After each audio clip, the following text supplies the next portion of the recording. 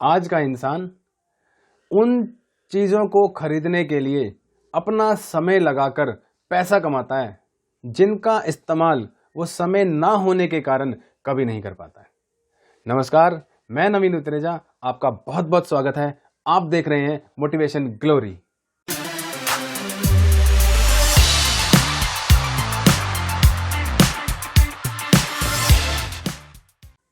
आगे बढ़ने से पहले मैं आपको बता दूं कि अगर आपने 5 सीक्रेट्स ऑफ टारगेट सेटिंग यह वीडियो नहीं देखा है, जिसका लिंक आपको डिस्क्रिप्शन बॉक्स में मिल जाएगा, ये वीडियो जरूर देख लीजिए ताकि आपको ये पता लग सके कि टारगेट सेटिंग के लिए टाइम मैनेजमेंट का कितना इंपॉर्टेंट रोल है।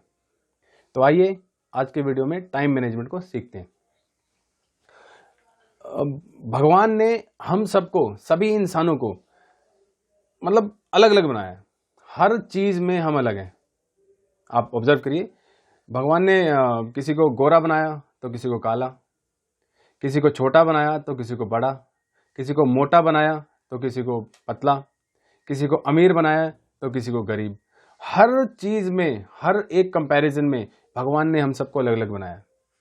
लेकिन भगवान ने एक चीज सबको कॉमन दी है, वो है समय, टाइम। आप देखिए कि एक दिन में 24 घंटे हैं, वो सबके पास हैं। सबके पास एक दिन में 24 घंटे ही होते हैं। एक हफ्ते में 7 दिन ही होते हैं। आप किसी के लिए भी देखेंगे सेम प्रोसेस है। आप देखिए एक महीने में 30 दिन ही होंगे, सबके लिए 30 दिन है। एक साल में 365 दिन होते हैं, सबके लिए 365 दिन है, किसी के लिए अलग नहीं है। लेकिन फिर भी आपने बहुत से लोगों को हमेशा ये कहते सुना होगा, वो हमेशा यही रोना रोते रहते हैं कि मेरे पास टाइम नहीं है। आप कभी मर्जी उनके पास चले जाइए, किसी भी काम को लेकर के उनके पास चले जाइए, वो हमेशा यह कहते मिलेंगे मेरे पास टाइम नहीं है, कुछ भी हो जाए मेरे पास टाइम नहीं है। लेकिन वहीं आपने कुछ लोगों को देखा होगा कि आप जब भी उनके पास जाइए, किसी भी समय चले जाइए, किसी भी काम को लेकर चले जाइए, वो हमेशा कहेंगे आइए मैं आपके लिए तैयार हूं, मेरे पास बहुत टाइम है। कुछ भी एक्टिविटी कर रहे होंगे, कुछ भी काम कर रहे होंगे, आपको कभी काम के लिए मना नहीं करेंगे कि आइए देख बैठिए, मेरे पास बहुत समय है, आइए हम इस प्रॉब्लम को सोल्व करते हैं, या जो बात आप करने जाए हैं उस पर काम करते हैं। तो और अच्छा, वो लोग सफल भी हैं। ऐसे लोग आखिर ऐसा करते क्या हैं? अपने जीवन में उन्होंने क्या चीज अपना रखा है, या क्या उनके पास 24 घंटे से ज्यादा समय है? ऐसा तो है ही नहीं। भगवान ने सबको 24 घंटे दिए, एक दिन में 24 घंटे उनके पास भी है, हमारे पास भी है, हम सबके पास भी है। तो फिर वो लोग ऐसे सफल क्यों हैं? क्योंकि उनकी सफलता का रीजन ये है कि वो अपने टाइम को बहुत ही अच्छे तरीके से इफेक्टिवली मैनेज करते हैं। वो बड़े ही मैनेज करके अपने टाइम को चलते हैं ताकि वो समय का, टाइम का बेस्ट यूटिलाइजेशन कर सकें। तो आज मैं आपको बताऊंगा ऐसे 9 पावरफुल रूल्स जिनकी मदद से आप भी अपने टाइम को, अपने समय को इफेक्टिवली मैनेज कर सकते हैं और बहुत अच्छे तरीके से यूटिलाइज कर सकते हैं। तो आइए देखते हैं। रूल नंबर 1, टाइम लॉगबुक बनाएं। आप अपने टाइम की एक लॉगबुक बनाइए। आप अपने सारे दिन की एक्टिविटीज उस लॉगबुक में लिखिए। जैसे सुबह उठने से लेकर के सोने तक आप पूरे दिन भर की एक्टिविटीज उसमें लिखिए। जैसे मान लीजिए आप सुबह उठे हैं, उठने के बाद आप जो जो काम करते हैं वो सारे उस लॉग शीट के अंदर लिखते जाइए। ये काम आप एक्सेल शीट में भी कर सकते हैं। जैसे आप सुबह उठे, ब्रश किया, फ्रेश होने गए, उसके बाद आप चाय पी आपने, फिर जो भी एक्टिविटीज आप करते हैं, नहाना, पूजा पाठ करना, ऑफिस के लिए जाना, ऑफिस की ट्रैवलिंग, ऑफिस में काम करना और वापस आना, मार्केट जाना, घर में बच्चों के साथ बैठना, टाइम देना बच्चों को, थोड़ी देर आराम करना और उसके बाद खाना खाना और सो जाना। ये सारी एक्टिविटीज आप उस लॉग शीट के अंदर, लॉग बुक के अंदर लिख सकते हैं। आप उसमें ये भी लिखिए कि आप कितना टाइम सोशल मीडिया को देते हैं, कितना टाइम आप फोन पे बात करते हैं, ताकि एक एक चीज अगर आप लिखेंगे तो कोई चीज आपसे मिस नहीं होगी। अच्छा, कुछ लोग ज्यादा मतलब ये भी सोचते हैं कि लिखने की क्या जरूरत है, मुझे सब कुछ पता है। लेकिन नहीं, आप उसमें जरूर लिखिए, क्योंकि जब आप लिखते हैं तो बड़ी बारीकी से लिखते हैं, आपसे कोई चीज मिस नहीं होती है। लेकिन आप जब सोचते हैं, सिर्फ सोचते हैं, तो आपसे बहुत सारे पॉइंट्स छूट जाते हैं। अच्छा, लिखने के बाद उसका ना बहुत डीप एनालिसिस कीजिए। ऐसा नहीं है कि आपने मतलब लिख लिया, इतनी बड़ी लिस्ट बना ली और उसका कोई एनालिसिस नहीं किया। आप लिखिए, उसके बाद उसका इतना अच्छे तरीके से एनालिसिस कीजिए कि आप उसको, उससे कुछ रिजल्ट निकाल सकें। जैसे मतलब उसमें ना ये एक वो मत करिए कि मतलब ऊपर ऊपर तरीके से आपने उसको चेक कर लिया। आप ऐसे ऐसे चेक कीजिए जैसे आप किसी का पेपर चेक कर रहे हैं, एग्जाम चेक कर रहे हैं। आप उसमें देखिए कि आप अपने पूरे दिन में कितने इंपॉर्टेंट काम करते हैं, कितने नॉन इंपॉर्टेंट काम करते हैं। जब आप इन दोनों को इंपॉर्टेंट नॉन इंपॉर्टेंट इन दोनों को डिफरेंशिएट करेंगे, तब आपको पता लगेगा कि आप कितनी चीज़ों में अपना समय बचा सकते हैं। आप कहाँ कहाँ पर अपना समय गंवा रहे थे, उस समय को आप जहां आप गंवा रहे थे नॉन इंपॉर्टेंट वर्क्स में, आप उस समय को कहीं और यूटिलाइज कर सकते हैं। दूसरा, सबसे जरूरी काम सबसे पहले करें, वर्क प्रायोरिटाइजेशन। आप एक जो आपको दिन भर में जो काम करने होते हैं उसमें जो सबसे जरूरी काम होता है आप उसको सबसे पहले करिए। जैसे मैं म्यूजिशियन की आपको बात बताता हूँ। एक बहुत ही सक्सेसफुल म्यूजिशियन है। वो लेडी जब अपने वॉयलिन अपने स्टार्टिंग डेज में वॉयलिन की प्रैक्टिस करती थी, तो उनको ऐसा फील होने लगा कि वो अपने प्रैक्टिस से संतुष्ट नहीं है। वो जितना प्रैक्टिस कर रही हैं, जितने लेवल पे वो जाना चाहती हैं, उस लेवल पे वो पहुंचने के लिए जितनी प्रैक्टिस चाहिए वो उतनी प्रैक्टिस नहीं कर पा रही हैं। तो उन्होंने क्या किया कि अपने रूटीन की एक्टिविटीज़ को नोटिस किया। उन्होंने देखा कि दिन भर के जो घर के काम होते हैं, जैसे घर का काम करना, सब्जी बनाना, रोटी बनाना, कपड़े धोना या और दूसरे काम, वो काम करने के बाद ही वो म्यूज़िक की प्रैक्टिस कर रही थी। जिसकी वजह से उनको म्यूज़िक प्रैक्टिस के लिए बहुत कम टाइम मिलता था। ये ऑब्जर्व करने के बाद उन्होंने अपना वर्क शेड्यूल को थोड़ा सा चेंज किया। शेड्यूल में ऐसा किया कि वो अब उन्होंने स्टार्ट कर दिया कि वो म्यूजिक वॉयलिन प्रैक्टिस पहले करने लगी, उसके बाद ही वो घर के काम करने लगी। जब उनको प्रैक्टिस पहले करने लगे तो उनको ज़्यादा टाइम मिलने लगा ये काम करने के लिए, तो बड़े अच्छे तरीके से उन्होंने प्रैक्टिस की और बाद में वो घर के बाकी काम करती थी। इसका ये हुआ कि वो आगे जाकर के बहुत ही सक्सेसफुल म्यूजिशियन बनी, संगीतकार बनी, जो कि एक अपने आप में एक बहुत अच्छा ही उदाहरण है। अच्छा, ये वर्क प्रायोरिटाइजेशन आप उसको भी आपको एक लिस्ट बना के करना है। इसमें आप अपने जो डेली रूटीन के काम है उसको 3 कैटेगरीज में डिवाइड कीजिए, ए बी सी।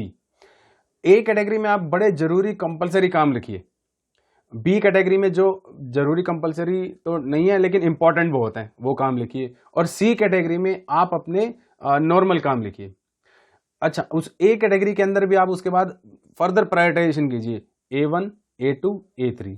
ऐसे बी कैटेगरी के अंदर B1, B2, B3 और सी के अंदर C1, C2 और C3 और एंड सो ऑन।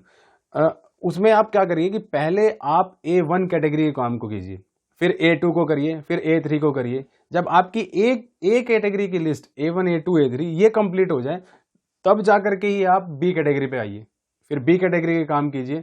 बी के काम करने के बाद अगर आपके पास कुछ समय बचता है तो ही आप जाकर के सी कैटेगरी वाले काम को करिए। इससे इस पूरी प्रैक्टिस से आपका बहुत समय बचेगा और टाइम का बहुत अच्छे तरीके से आप यूटिलाइजेशन कर सकेंगे। तीसरा, यात्रा के समय का उपयोग कीजिए, utilisation of your travelling time.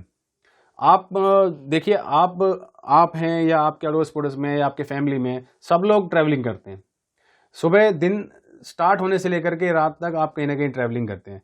सुबह ऑफिस के लिए जाते हैं तो ट्रैवलिंग करते हैं, ऑफिस के काम से कहीं जाते हैं तो ट्रैवलिंग करते हैं, शाम को वापस आते हैं तो ट्रैवलिंग करते हैं। ये शॉर्ट टर्म ट्रैवलिंग आप डेली करते हैं। इसके अलावा लॉन्ग टर्म ट्रैवलिंग भी कुछ लोग करते हैं, जैसे कि आउट स्टेशन जाना, दूसरे शहर में जाना या दूसरे देश में जाना। ये लंबी दूरी की यात्राएं होती हैं, ये भी बहुत लोग करते हैं। अच्छा, कुछ लोग ऐसे मिलेंगे जो इन अपने जो ट्रैवलिंग का टाइम है उसको बिल्कुल ही वेस्ट कर देते हैं। आप देखेंगे कि आपने आसपास देखिए, जो ट्रैवलिंग में काफ़ी लोग ऐसे मिलेंगे कि वो या तो म्यूज़िक सुन रहे हैं या मोबाइल पे वीडियो गेम खेल रहे हैं या किसी और तरीके से अपना टाइम पास कर रहे हैं। वो टाइम यूटिलाइज नहीं कर रहे हैं, टाइम पास कर रहे हैं। टाइम को यूटिलाइज कीजिए, टाइम पास मत कीजिए। अच्छा, दूसरे कुछ लोग ऐसे मिलेंगे कि जो अपने इस ट्रैवलिंग टाइम को बहुत अच्छे तरीके से यूटिलाइज करते हैं और वो सफल भी हैं, सक्सेसफुल भी हैं। आप भी उन सक्सेसफुल लोगों की तरीके से अपने ट्रैवलिंग टाइम को यूटिलाइज कर सकते हैं। मान लीजिए आपके ट्रैवलिंग में जा रहे हैं और आपको बहुत नींद आ रही है, सोना भी एक ट्रैवलिंग टाइम का यूटिलाइजेशन है, बिलीव मी। देखिए, अगर आप बहुत थके हुए हैं और आपने ट्रैवलिंग टाइम में 10 मिनट की, 15 मिनट की, आधे घंटे की एक नींद ले ली, तो आप उसके बाद जब उठते हैं थोड़ा फ्रेश फील करते हैं। तो आपका वो टाइम भी यूटिलाइज हो गया, आपको फ्रेशनेस भी आ गई। इसके अलावा आप बुक्स रीडिंग कर सकते हैं, कोई आर्टिकल पढ़ सकते हैं। अगर आपको अच्छा कोई आर्टिकल लिखते हैं तो आपने आर्टिकल लिख सकते हैं। आप इवन थीसिस तक लिख सकते हैं अपने ट्रैवलिंग टाइम में लोगों ने ये कर करके पता नहीं कितने थीसिस लिख दिए। और अच्छा, आप फ़ोन कॉल्स कर सकते हैं। मान लीजिए आपको कहीं जा रहे हैं और बहुत इंपॉर्टेंट काम है, अब बाकी दिन में ऑफिस में आप नहीं कर पा रहे हैं, आपको पता है शेड्यूल्ड है कि मैं जब ट्रैवल करूंगा तो ये 4-5 फ़ोन कॉल्स हैं, मैं ट्रैवल टाइम में कर लूँगा। तो आप उस तरीके से टाइम को यूटिलाइज कर सकते हैं। और हाँ, आजकल तो कॉन्फ्रेंसिंग होती है, एक साथ कई कई कॉल्स होती हैं, ऑडियो कॉन्फ्रेंस, वीडियो कॉन्फ्रेंस, अलग अलग ऐप्स आ गई हैं, उसका यूटिलाइजेशन भी आप टाइम का यूटिलाइजेशन भी आप ट्रैवलिंग टाइम में कर सकते हैं। कॉन्फ्रेंसिंग बहुत ही पॉपुलर हो गया है आजकल। तो वो जब कॉन्फ्रेंसिंग है, बहुत से लोग इस तरीके से करते हैं कि ट्रैवलिंग चल रहे हैं, ड्राइवर गाड़ी चला रहा है और वो पीछे बैठ करके कॉन्फ्रेंस करते हैं अपने टीम मेंबर्स के साथ, अपने एम्प्लॉयज़ के साथ, अपने कस्टमर के साथ, या अपने और बिजनेस पार्टनर्स के साथ कनेक्ट रहते हैं। ट्रैवलिंग टाइम को इससे अच्छा यूटिलाइज करने का और एग्जाम्पल नहीं हो सकता। चौथा, वर्क डेलीगेशन, मतलब दूसरों को काम सौंपना। देखिए, जब आप कोई काम स्टार्ट करते हैं, कोई बिजनेस स्टार्ट करते हैं, तो आप शुरू में अकेले होते हैं। बिजनेस नया है, अकेले ही स्टार्ट होता है, क्योंकि उस समय आपके पास ज़्यादा पैसा नहीं होता और आप एक बहुत ही छोटे लेवल पे होते हैं उस समय। तो उस समय आपको बहुत सारे काम करने पड़ते हैं। ऑपरेशन से रिलेटेड काम आप खुद करते हैं, मार्केटिंग से रिलेटेड आप काम खुद करते हैं, सेल्स से रिलेटेड आप काम खुद करते हैं, इवन फाइनेंस से रिलेटेड आप काम खुद करते हैं, और ऐसी और बहुत सारी एक्टिविटीज़ होती है जो आप खुद करते हैं। लेकिन जैसे जैसे आप आगे बढ़ते हैं, आपका बिजनेस ग्रो करता है, आपको एक टीम की जरूरत पड़ती है, क्योंकि जब आप ग्रो कर रहे होते हैं आपके पास बहुत सारे काम आ जाते हैं जो आप अकेले नहीं कर सकते।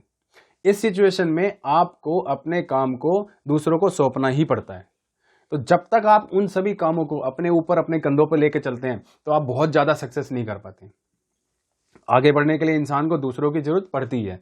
तो जब आप अपने काम में थोड़ा सा ग्रो करने लगें, उस समय आप अपना वर्क डेलीगेशन स्टार्ट कर दीजिए। आप काम दूसरों को सौंप दीजिए। आप कोई एम्प्लॉय रख सकते हैं, कोई फ्रीलांसर से आप काम करा सकते हैं। तो ये 3-4 तरीके हैं जिनसे आप अपने काम को डेलीगेट कर सकते हैं। काम दूसरों को डेलीगेट करने से पहले 2 बातों का हमेशा जरूर ध्यान रखिए कि आप, नंबर 1, कि आप अपने मोस्ट इंपॉर्टेंट काम है, जो कॉन्फिडेंशियल काम है, वो किसी दूसरे को ना दें, क्योंकि वो आपकी बिजनेस की कॉन्फिडेंशियलिटी, कॉन्फिडेंशियल इंफॉर्मेशन, आपकी जो गोपनीयता होती है, बिल्कुल अंदर की खबर, वो होती है। वो वाले काम आप खुद करिए। लेकिन जो दूसरे काम है, चाहे वो ऑपरेशन से रिलेटेड है, सेल्स, मार्केटिंग, या किसी भी और फील्ड से रिलेटेड है, वो काम आप आउटसोर्स कर दीजिए। उसके लिए आपको एम्प्लॉयज रखिए, या आप इन्फ्लुएंसर, या आप बाहर कोई भी उसको दे सकते हैं। अच्छा, बाहर जब काम आप किसी को डेलीगेट करते हैं, तो जिस पर्सन को आप काम दे रहे हैं उसका सिलेक्शन भी बहुत इंपॉर्टेंट है। आप बड़ा सोच समझ के ये देखिए कि जो काम आप उसको दे रहे हैं, क्या वो ये काम कर सकता है या नहीं। मान लीजिए आपने उसको सेल्स का काम दे दिया, लेकिन वो ऑपरेशंस का बंदा है, तो इस चीज़ों का मिसमैच नहीं होना चाहिए। आप जब दूसरों को काम दें, तो ये बड़ा निश्चित कर लें कि आप अपने महत्वपूर्ण, बिल्कुल सीक्रेट काम बाहर ना दें, और जो आदमी काम करने के लिए आपके पास आया है, या आप जिसको काम दे रहे हैं, वो आदमी उस काम को करने के लिए कैपेबल होना चाहिए। तो इस तरीके से भी आप अपने काम को डेलीगेट करके अपने टाइम को यूटिलाइज कर सकते हैं। 5वां, पैरेटो का सिद्धांत, use 80-20 principle of Pareto. Pareto का सिद्धांत ये के हिसाब से ये बोलता है कि जो आपके 20% जो काम होते हैं, वो आपको 80% रिजल्ट देते हैं। लेकिन और इसी बिल्कुल अपोजिट, जो आपके 80% काम है, वो आपको 20% ही रिजल्ट देते हैं। जैसे मतलब आप इससे ना अपने वर्क को प्रायोरिटाइज कर सकते हैं, कौन से इंपॉर्टेंट काम है, कौन से ज्यादा इंपॉर्टेंट काम है। इस पैरेटो एनालिसिस के साथ आप जब काम करते हैं, तो टाइम को बहुत ही ज्यादा तरीके से बेस्ट यूटिलाइज कर सकते हैं। इस पैरेटो एनालिसिस पे मैं एक बहुत ही, अगर आप कमेंट बॉक्स में कमेंट करते हैं, तो मैं एक बहुत ही ज्यादा एक डीप में एक वीडियो बनाऊंगा। तो पैरेटो एनालिसिस कीजिए अपने काम की, उस ये भी प्रायोरिटाइजेशन में ही हेल्प करता है, जिससे आप कौन सा काम ज़्यादा इफेक्टिव है, कौन सा कम रिजल्ट दे रहा है या ज़्यादा रिजल्ट दे रहा है, इसको आप सेलेक्ट कर सकते हैं। छठा, पार्किंसन का रूल। टाइम को मैनेज करने के लिए आप पार्किंसन का रूल भी फॉलो कर सकते हैं। जैसे ये कुछ इस तरीके से होता है कि जब आपके पास ज़्यादा काम होता है और टाइम कम होता है, तो वो सारा काम उस कम टाइम में पूरा हो जाता है। टाइम आपका फैल जाता है। लेकिन जब आपके पास काम कम होता है और समय ज़्यादा होता है, तब भी वो काम उतने ही टाइम में होता है। तो ये टाइम सिकुड़ता और फैलता रहता है। आपके काम के और टाइम की जो कॉम्बिनेशन है उसके हिसाब से ये सिकुड़ता और फैलता रहता है। जैसे क्रिकेट मैच आपने देखा होगा, वनडे इंटरनेशनल 50 ओवर का मैच। इसमें जो टीम सेकेंड इनिंग खेल रही होती है, वो टीम को पता होता है कि मेरा टारगेट क्या है। ओवर फिक्स है 50 ओवर। 50 ओवर में उस टीम को पता है कि मुझे 200 रन बनाने हैं, 250 बनाने हैं, 300 बनाने हैं या 350 बनाने हैं। उसको एक टारगेट भी पता है कि मेरे को इतने रन बनाने हैं। उसके पास टाइम भी फिक्स है, अब ओवर्स फिक्स हैं तो टाइम भी फिक्स है कि 50 ओवर का ही मैच होना है। तो नॉर्मली वो आपने देखा होगा सेकंड इनिंग खेलने वाली टीम की जीतने की संभावना ज़्यादा होती है, क्योंकि उसको एक पता है कि क्या कितने रन बनाने हैं, कितनी देर में बनाने हैं। अच्छा, वो सेकंड इनिंग वाले क्या करते हैं कि अपने पहले ओवर से ही, पहली गेंद से ही एक रन रेट कैलकुलेट करके उसको मेंटेन करके चलते हैं। उनको पता है कि एक ओवर में मुझे 5 रन बनाने हैं, 4 रन बनाने हैं, 6 रन बनाने हैं, 8 रन बनाने हैं। वो उसी हिसाब से पहले ओवर से ही आप एक एवरेज रन रेट मेंटेन करके चलते हैं। और अच्छा, इसमें वो ये भी देखते हैं कब ज़्यादा तेज खेलना है, कब धीरे खेलना है, वो सब कैलकुलेटेड होता है। एडवांटेज उनके पास यही होता है कि वो दूसरी इनिंग में बैटिंग कर रहे होते हैं।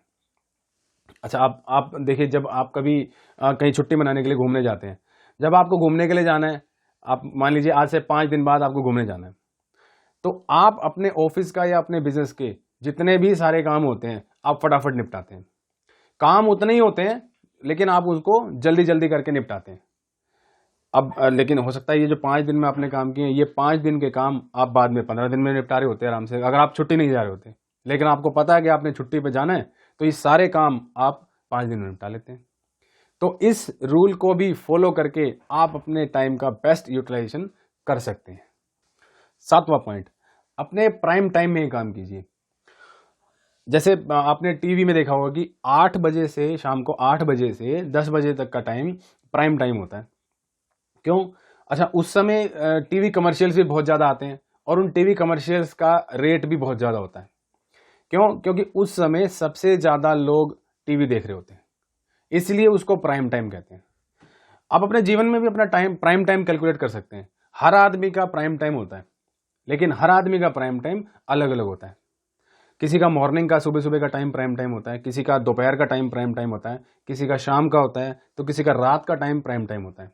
अपने प्राइम टाइम में आप अपने उन सभी कामों को करिए जो ज़्यादा इंपॉर्टेंट हैं, जिनमें आपको क्वालिटी वर्क ज़्यादा चाहिए, जिनको एक ज़्यादा एनर्जी की ज़रूरत है। जैसे मान लीजिए आप अगर, हाँ, जिन लोगों का प्राइम टाइम मॉर्निंग का होता है, उन लोगों के पास एक डबल एडवांटेज होती है, क्योंकि सुबह सुबह एक तो आप बहुत ज़्यादा एनर्जेटिक फील करते हैं, और उस समय क्या होता है कि आपने अपने क्वालिटी टाइम निपटा ली, क्वालिटी काम उस प्राइम टाइम में निपटा लिए। उसके बाद दोपहर आ जाती है, तो आप दोपहर में एक छोटी सी नींद ले सकते हैं, थोड़ी देर का रेस्ट कर सकते हैं। अच्छा, रेस्ट करने के बाद, नींद लेने के बाद आप दोबारा से एनर्जेटिक फील करते हैं। जब आप दोबारा से एनर्जेटिक फील करते हैं, दोबारा फ्रेश फील करते हैं, तो आपको एक प्राइम टाइम और मिल जाता है, वरना डबल एडवांटेज।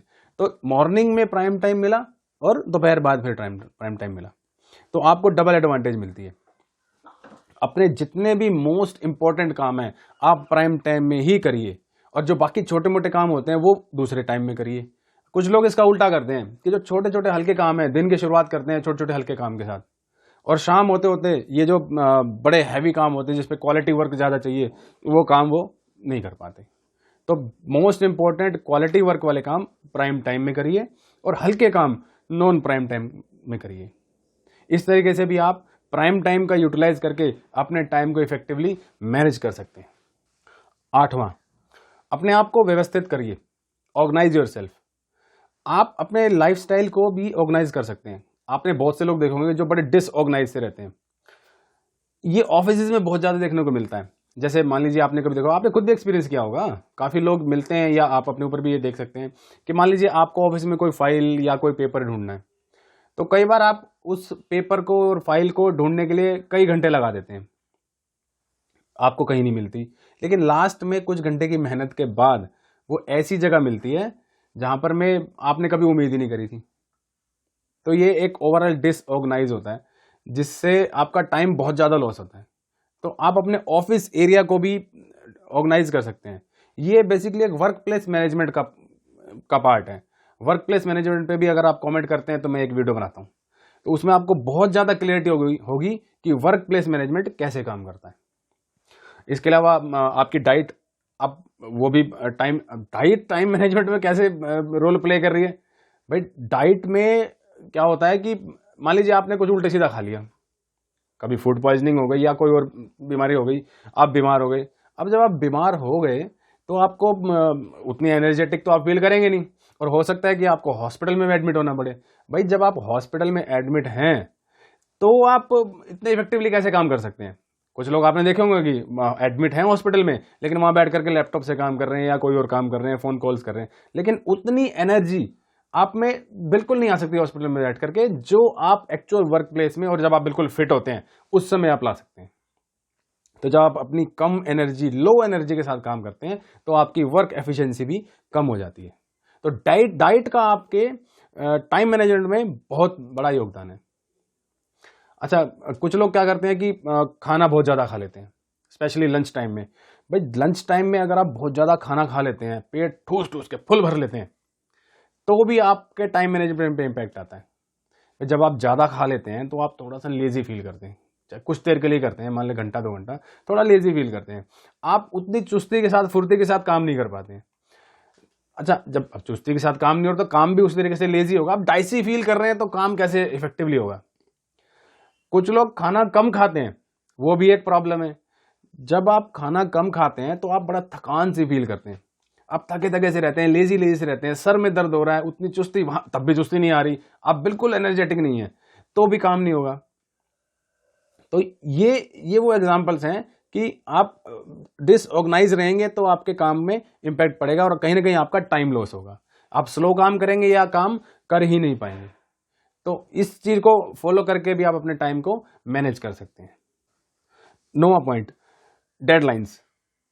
आप डेडलाइंस का इस्तेमाल कीजिए। नॉर्मली आप करते भी होंगे, पर डेडलाइन समझने की कोशिश कीजिए होती क्या है। पहले जमाने में एक जेल के बाहर एक लाइन खींच दी जाती थी, उसको डेडलाइन कहते थे। इसका मीनिंग ये होता था कि जब कभी भी कोई कैदी, कोई प्रिजनर उस लाइन को क्रॉस करने की कोशिश करता था तो उसको गोली मार दी जाती थी। तो वो उसके लिए डेडलाइन हो जाती थी। आज की डेट में आपको कोई गोली तो नहीं मारने वाला, लेकिन मतलब आपकी एक इमेज के ऊपर बात आ जाती है, आपकी प्रेस्टीज के ऊपर बात आ जाती है कि आपको काम टाइम पे करना है, आप कर पा रहे हैं नहीं कर पा रहे हैं, तो इसलिए डेडलाइन फिक्स की जाती है। डेडलाइन से आपको ना एक टाइम का टारगेट मिल जाता है, उस टारगेट में के समय ही, टाइम पे ही आपको वो काम पूरा करना पड़ता है। अब मान लीजिए आप एक किलोमीटर की दूरी 5 मिनट में एक डिस्टेंस तय कर लेते हैं, लेकिन वहीं पे अगर आपके पीछे मान लीजिए कुत्ता लग जाए तो आपकी स्पीड डबल हो जाएगी। आप वो 5 मिनट के बजाय हो सकता है 3 मिनट में, 2 मिनट में वो पूरे कर लें। भाई कुत्ता पीछे पड़ा है, कुत्ता काट लेगा, इंजेक्शन अलग लगेंगे। तो जान बचानी जब जान पे बनाती है तो आपको वैसे ही आपकी स्पीड बढ़ जाएगी। तो डेडलाइन का ये बहुत ज्यादा इम्पैक्ट पड़ता है कि आपकी स्पीड बढ़ जाती है। अच्छा, जो बीमा जो कंपनीज होती हैं, जो पॉलिसीज बेचती हैं, वो लोग इस टेक्निक का बहुत अच्छा यूज करते हैं। वो एक डेडलाइन दे देते हैं कि भाई X तारीख तक, इस डेट तक आप जो हमारी ये बीमा की पॉलिसी है अगर आप लेते हैं तो उसके आप ये फायदे, ये लाभ उठा सकते हैं। अगर आपने इस डेट के बाद लेते हैं तो ये लाभ तो नहीं मिलेंगे, बट इतनी पॉलिसी मिलेगी। तो उससे वो अपनी सेल बहुत बढ़ाते हैं। बहुत ज्यादा इंप्रूवमेंट होती है इस मेथड से उन कंपनीज की सेल्स में। तो अच्छा, कार मैन्युफैक्चरर कंपनीज भी इसका बहुत बढ़िया तरीके से इस टेक्निक को यूज करती हैं।